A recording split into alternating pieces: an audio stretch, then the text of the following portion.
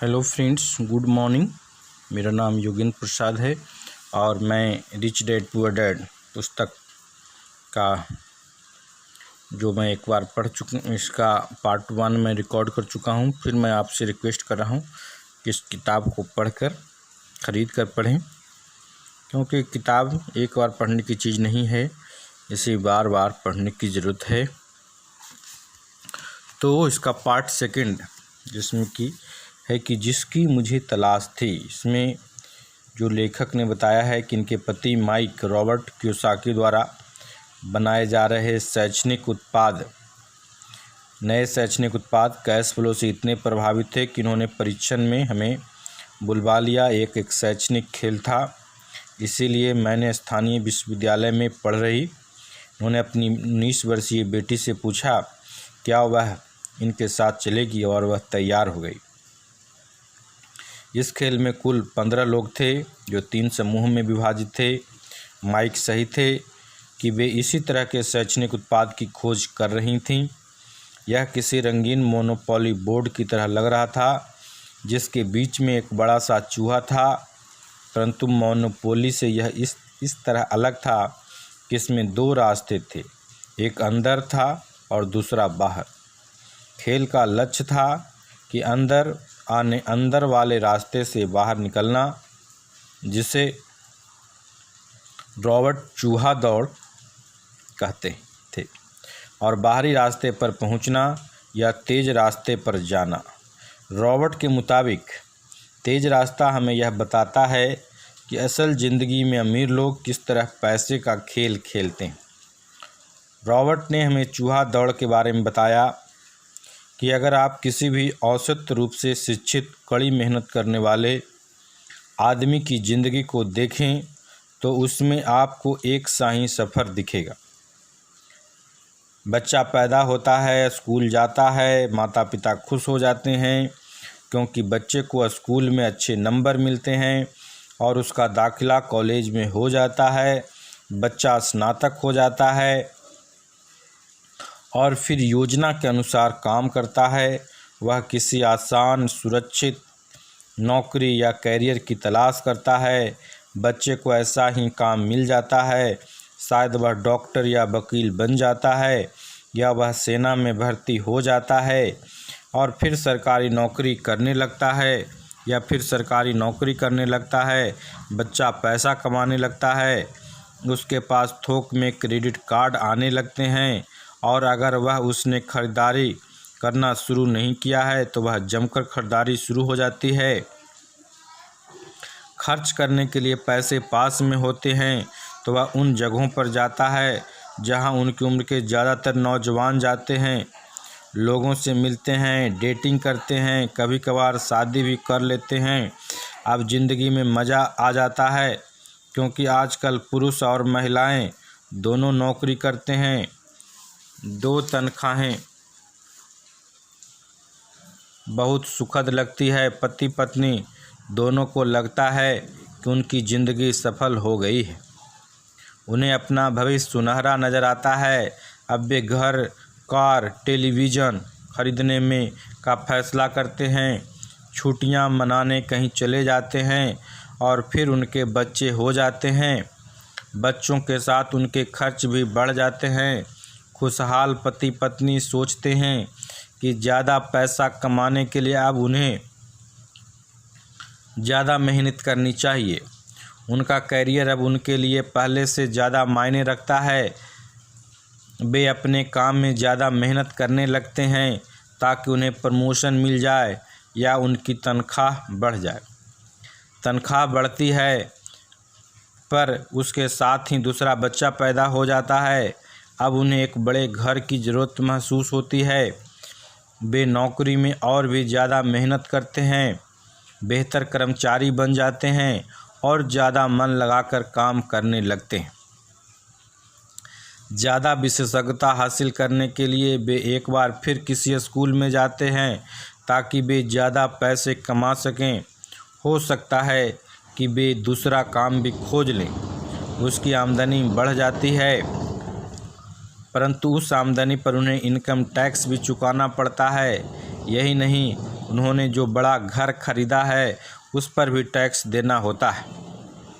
इसके अलावा उन्हें सामाजिक सुरक्षा का भी टैक्स तो चुकाना ही है। इस तरह बहुत से टैक्स चुकाते चुकाते उनकी तनख्वाह चुक जाती है और वे अपनी बढ़ी हुई तनख्वाह लेकर घर आते हैं और हैरान होते हैं कि इतना सारा पैसा आखिर कहाँ चला जाता है। भविष्य के लिए बचत के हिसाब से वे कुछ म्यूचुअल फंड भी खरीद लेते हैं और अपने क्रेडिट कार्ड से घर का किराना खरीदते हैं।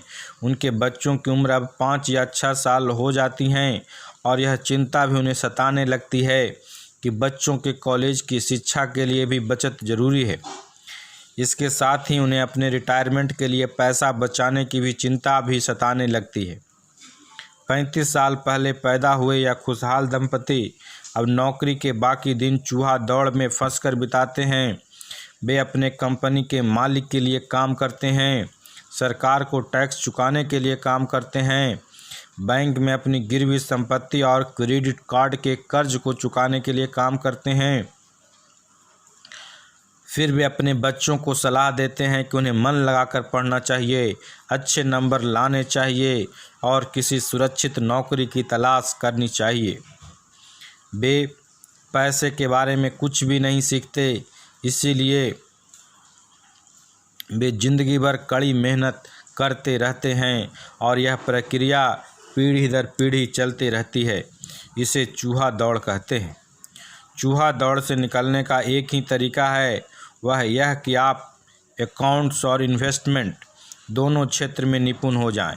अकाउंट्स और इन्वेस्टमेंट, दिक्कत यह है कि इन दोनों ही विषयों को बोरिंग और कठिन माना जाता है। वे खुद एक सीपीए हूँ और उन्होंने बिग 8 अकाउंटिंग फर्म के लिए काम किया है। मुझे यह देखकर ताज्जुब हुआ कि रॉबर्ट ने इन दोनों बोरिंग और कठिन विषयों को सीखना कितना रोचक, सरल और रोमांचक बना दिया था। सीखने की प्रक्रिया इतनी अच्छी तरह छुपा ली गई थी कि जब हम चूहा दौड़ से बाहर निकलने के लिए जी जान लगा रहे थे तो हमें यह ध्यान ही नहीं रहा कि हम कुछ सीख रहे थे। शुरू में तो हम एक नए शैक्षणिक खेल का परीक्षण कर रहे थे, परंतु जल्द ही इस खेल में मुझे लेखक और उनकी बेटी को मज़ा आने लगा। खेल के दौरान इन दोनों ने ऐसे विषयों पर बात कर रहे थे जिनके बारे में इन्होंने पहले कभी बात नहीं की थी। एक लेखापाल होने के कारण इनकम स्टेटमेंट और बैलेंस शीट से जुड़ा खेल खेलने में मुझे कोई परेशानी नहीं हुई। मैंने खेल के नियम और इसकी बारीकियां समझाने में अपनी बेटी और दूसरे लोगों की मदद भी की। उस रोज़ वे चूहा दौड़ से सबसे पहले बाहर निकली और केवल वे ही बाहर निकल पाई। बाहर निकलने में मुझे 50 मिनट का समय लगा, हालांकि खेल लगभग 3 घंटे तक चला। इनकी टेबल पर एक बैंकर बैठा था, इसके अलावा एक व्यवसायी था, एक कंप्यूटर प्रोग्रामर था। इन्हें यह देखकर बहुत हैरत हुई कि इन लोगों को अकाउंटिंग या इन्वेस्टमेंट के बारे में कितनी कम जानकारी है, जबकि ये विषय उनकी ज़िंदगी में कितना ज़्यादा अहमियत रखते हैं। इनके मन में यह सवाल भी उठ रहा था कि असल ज़िंदगी में अपने पैसे धेले के कारोबार को कैसे संभालते होंगे। ये लेखक ने ये समझ सकती थी कि इनकी 19 साल की बेटी क्यों नहीं समझ सकती, पर ये लोग तो उनसे दुगने उम्र के थे और इन्हें ये बातें समझ में आनी चाहिए थी। चूहा दौड़ से बाहर निकलने के बाद लेखक ने 2 घंटे तक अपनी बेटी और इन शिक्षित अमीर वयस्कों को पासा फेंकते और अपने बाजार फैलाते देखती रही।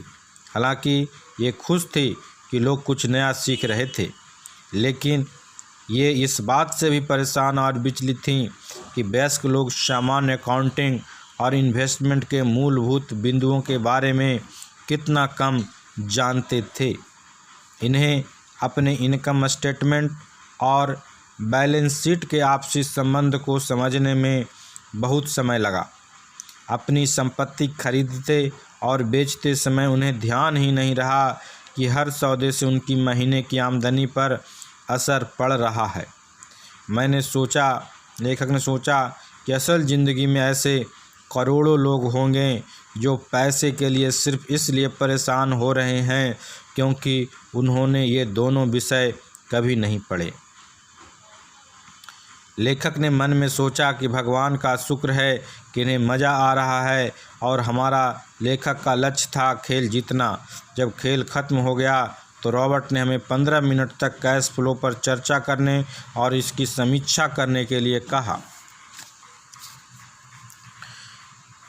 इनकी टेबल पर बैठा व्यवसायी खुश नहीं था, उसे खेल पसंद नहीं आया था और इन्हें यह जानने की कोई ज़रूरत नहीं है, उसने ज़ोर से कहा। व्यवसायी ने कहा कि मुझे यह जानने की कोई ज़रूरत नहीं है, उसने ज़ोर से कहा। मेरे पास इन सब के लिए अकाउंटेंट, बैंकर और वकील है जिन्हें यह सब मालूम है। रॉबर्ट का जवाब था, क्या आपने गौर किया है कि ऐसे बहुत से अकाउंटेंट हैं जो अमीर नहीं हैं, और यही हाल बैंकर्स, वकीलों, स्टॉक ब्रोकर्स और रियल एस्टेट ब्रोकर्स का भी है। वे बहुत कुछ जानते हैं और प्रायः वे लोग स्मार्ट होते हैं, परंतु उनमें से ज़्यादातर अमीर नहीं होते। चूँकि हमारे स्कूल हमें वे सब नहीं सिखाते जो अमीर लोग जानते हैं, इसीलिए हम इन लोगों से सलाह लेते हैं। परंतु एक दिन जब आप किसी हाईवे पर कार से जाते हैं और जब आप ट्रैफिक जाम में फंस जाते हैं और आप बाहर निकलने के लिए छटपटाते हैं और जब आप अपनी दाईं तरफ देखते हैं तो आप वहां देखते हैं कि आपका अकाउंटेंट भी उसी ट्रैफिक जाम में फंसा हुआ है। फिर अपनी बाईं तरफ देखते हैं कि आपको वहां अपना बैंकर भी उसी हाल में नज़र आता है। इससे आपको हालात का अंदाज़ा हो जाएगा। कंप्यूटर प्रोग्रामर भी इस खेल से प्रभावित नहीं हुआ था, यह सीखने के लिए कि मैं सॉफ्टवेयर खरीद सकता हूँ। बैंकर ज़रूर प्रभावित हुआ था। लेखक ने स्कूल में अकाउंटिंग सीखी थी, परंतु वे यह नहीं समझ पाए थे कि इसे असल ज़िंदगी में किस तरह काम में लाया जाए।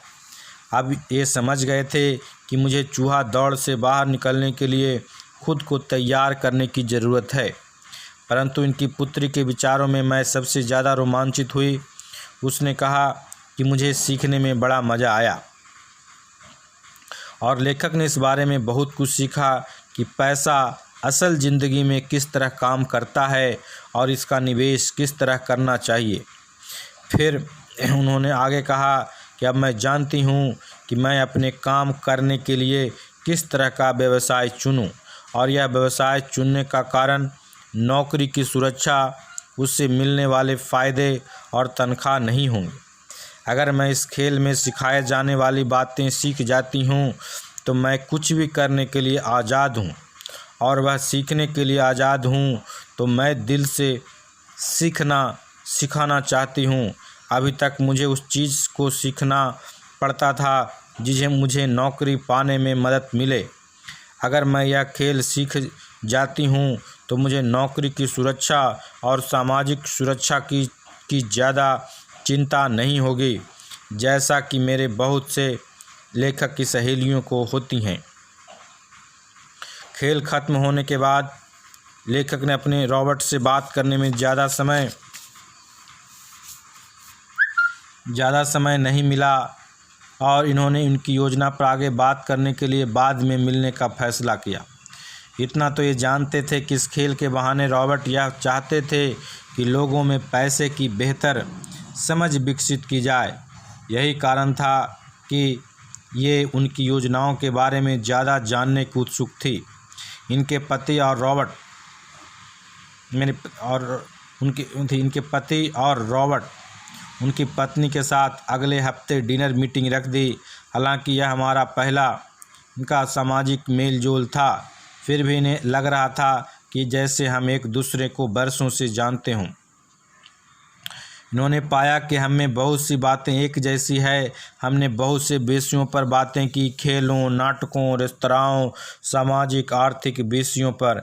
हमने बदलती हुई दुनिया के बारे में बातें की। हमने इस मुद्दे पर बहुत समय तक विचार किया कि ज़्यादातर अमेरिकी कैसे अपने रिटायरमेंट के लिए बहुत कम पैसा बचा पाते हैं या बिल्कुल भी नहीं बचा पाते।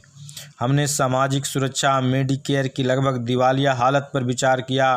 क्या हमारे बच्चों को 7.5 करोड़ वृद्ध लोगों के रिटायरमेंट के लिए टैक्स चुकाना होगा? हम हैरान थे कि लोग पेंशन योजना के भरोसे बैठकर कितना बड़ा खतरा मोल ले रहे हैं। रॉबर्ट को सबसे बड़ी चिंता थी कि अमीरों और गरीबों के बीच फासला लगातार बढ़ता जा रहा है।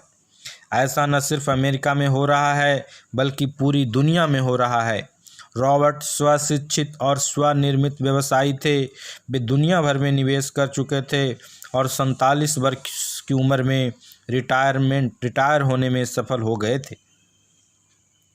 वे काम इसलिए कर रहे थे क्योंकि उन्हें भी वही चिंता थी जो इन्हें अपने बच्चों को लेकर सता रही थी।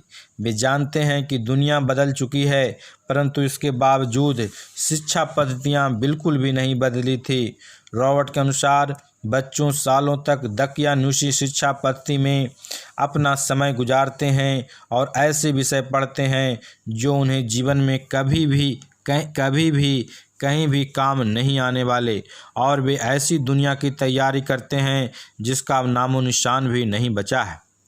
आज आप किसी भी बच्चे को जो सबसे खतरनाक सलाह दे सकते हैं वह यह है, स्कूल जाओ, अच्छे नंबर लाओ और कोई सुरक्षित नौकरी ढूंढो।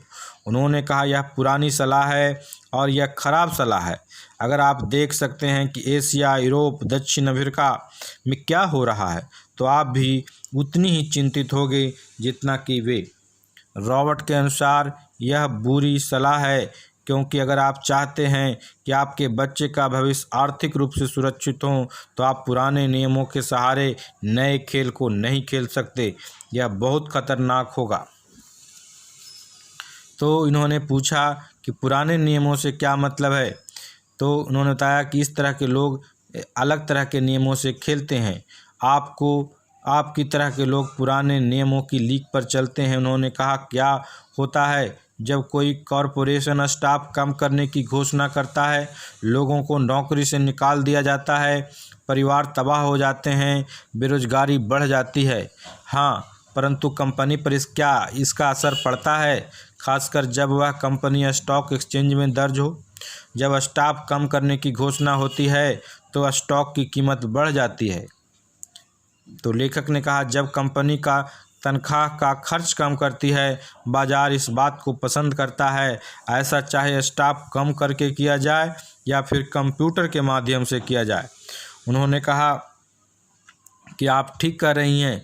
जब स्टॉक की कीमतें बढ़ती हैं तो इनके तरह के लोग जिनके पास उस कंपनी के शेयर होते हैं वे ज़्यादा अमीर हो जाते हैं। अलग तरह के नियमों से मेरा यही आशय था। कर्मचारी हारते हैं, मालिक और निवेश जीतते हैं। रॉबर्ट कर्मचारी और मालिक के बीच के फ़र्क को समझा रहे थे और यह फ़र्क था अपनी किस्मत पर खुद अपना नियंत्रण होना या फिर अपनी किस्मत पर दूसरे का नियंत्रण होना। परंतु ज़्यादातर लोग यह समझ नहीं पाते हैं कि ऐसा क्यों होता है। फिर उन्होंने कहा कि उन्हें लगता है यह ठीक नहीं है। उनका जवाब था इसीलिए तो बच्चों से यह कहना मूर्खता है कि अच्छी शिक्षा प्राप्त करो। यह सोचना मूर्खता है कि स्कूलों में दी जा रही शिक्षा से बच्चे उस दुनिया का सामना करने के लिए तैयार हो जाएंगे जिसमें वे कॉलेज के बाद पहुंचने वाले हैं। हर बच्चे को ज़्यादा शिक्षा की ज़रूरत है, एक अलग तरह की शिक्षा की, और उन्हें नए नियमों को जानने की भी ज़रूरत है, अलग तरह के नियमों को जानने की। धन के कुछ नियम होते हैं जिनसे अमीर लोग खेलते हैं। धन के कुछ और नियम होते हैं जिनको बाकी 95% लोग खेलते हैं, और ये 95% 95% लोग उन नियमों को अपने घर और स्कूल में सीखते हैं। इसीलिए आजकल किसी बच्चे से यह कहना खतरनाक है मन लगाकर पढ़ो और अच्छी नौकरी खोजो। आज बच्चों को अलग तरीके की शिक्षा की ज़रूरत है आज की शिक्षा नीति उन्हें कुछ मूलभूत बातें नहीं सिखा पा रही हैं।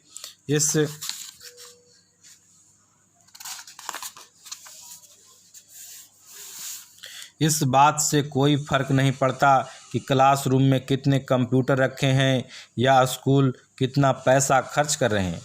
जब शिक्षा नीति में वह विषय ही नहीं है तो उसे किस तरह पढ़ाया जा सकता है। अब सवाल यह उठता है कि किस तरह माता पिता अपने बच्चों को वह सिखा सकते हैं जो वे स्कूल में नहीं सीख पाते। आप अपने बच्चों को अकाउंटिंग किस तरह सिखाते हैं? क्या इससे वे बोर नहीं हो जाते? और आप उन्हें किस तरह निवेश करना सिखाएंगे जब एक पालक के रूप में आप खुद निवेश के खतरे से डरते हैं? अपने बच्चों को सुरक्षित जीवन के लिए तैयार करने के बजाय उन्होंने बेहतर समझा कि उन्हें रोमांचक जीवन के लिए तैयार किया जाए। तो आप किस तरह किसी बच्चे को धन और उन सब चीज़ों के बारे में सिखा सकते हैं जिन पर हमने अभी विचार किया है? तो लेखक ने रॉबर्ट से पूछा। तो हम होता है कि किस तरह इसे माता पिता के लिए आसान बना सकते हैं, खासकर तब जब इनकी खुद की इसकी समझ न हो। उन्होंने कहा कि मैंने इस विषय पर एक पुस्तक लिखी है। वह पुस्तक कहाँ है? तो उन्होंने कहा कि मेरे कंप्यूटर में, और यह बरसों से वही बिखरी पड़ी है। मैंने कभी कभार उसमें कुछ बातें जोड़ देता हूँ, परंतु मैं आज तक उसे कभी इकट्ठा नहीं कर पाया। और मैंने इस पुस्तक को तब लिखना शुरू किया था जब मेरी पहली पुस्तक बेस्ट सेलर हो गई थी, परंतु मैं अभी तक अपनी नई पुस्तक को पूरा नहीं कर पाया हूँ और यह अभी भी खंडों में है। तो खंडों में है और यह पुस्तक निश्चित रूप से खंडों में थी। उन बेहतरीन खंडों को पढ़ने के बाद मैंने फैसला किया कि यह पुस्तक निश्चित रूप से बेहतरीन थी और समाज में इसकी बहुत ज़रूरत थी, खासकर ऐसे समय में जब दुनिया तेज़ी से बदल रही थी। हम दोनों तत्काल इस निर्णय पर पहुँचे कि रॉबर्ट की पुस्तक की लेखक बन जाऊँ। तो इसको और आगे करेंगे।